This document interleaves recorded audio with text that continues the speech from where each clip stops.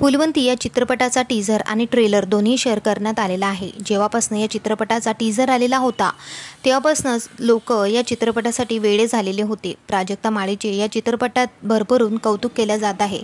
तिचे मदन मंजिरी हे सॉन्ग यूट्यूबवर भरपूर हिट झाले आणि त्यामधील तिचा डान्स, तिची कला, तिचा लुक लोकांना भरपूर आवडला आहे। एका नव्या रूपात आता आपल्याला प्राजक्ता माळी पाहायला मिळणार आहे।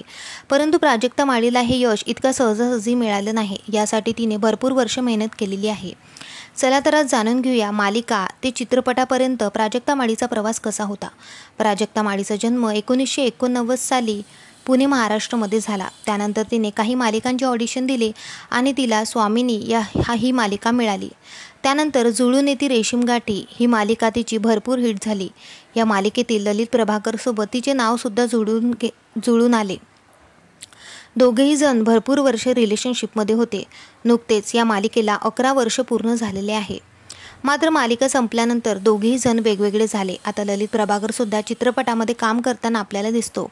आता सध्या प्राजक्ता माळी आलोक भंडनेसोबत रिलेशनशिपमध्ये आहे हे आपल्याला पाहण्यात येतं। काही दिवसांपूर्वी दोघेही जण युरोप टूरला गेलेले होते। परंतु प्राजक्ता माळी लग्न कधी करणार हे अजून तरी तिने स्पष्ट केलेले नाही।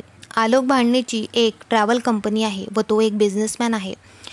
प्राजक्ता माळीचे करिअर सुद्धा उत्तम सुरू आहे। फुलवंती या चित्रपटाचे निर्देशन सुद्धा तिनेच केलेलं आहे। शिवाय प्राजक्ता माळी व श्वेता माळी म्हणजेच प्राजक्ता माळीची आई या दोघांनीही मिळून याचे प्रोडक्शन सुद्धा सांभाळलेले आहे। प्राजक्ता माळीचे स्वतःचे एक प्रोडक्शन हाऊस सुद्धा आहे। जुळून येती रेशीमगाठी ही मालिका केल्यानंतर तिने परत कधी मालिका विश्वाकडे आपली पाठ फिरवली नाही। हास्य जत्राची ती होस्ट सुद्धा होती। त्यासोबत तिने अनेक चित्रपट सुद्धा केलेले आहे।